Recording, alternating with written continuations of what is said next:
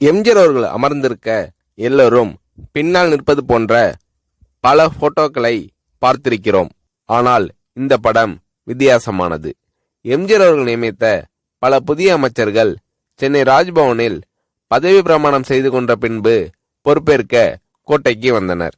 அப்போது எம்ஜிஆர் அவர்கள் தானே நேரில் வந்து ஒவ்வொரு புதிய அமைச்சரையும் அமைச்சரது அறைக்கு அழைத்து சென்று மாலை அணிவித்து வாழ்த்திய பின் அமைச்சருக்குரிய நாற்காலியில் உட்கார வைத்தார்.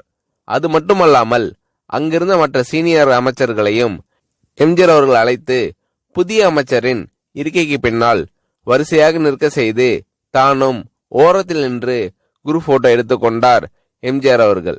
எம்ஜிஆர் அவர்களின் இந்த செயல் குடும்பத்தில் சகோதரனிடம் ஒரு மூத்தண்ணன் காட்டும் பாச உணர்வை பிரதிபலிக்கிறது.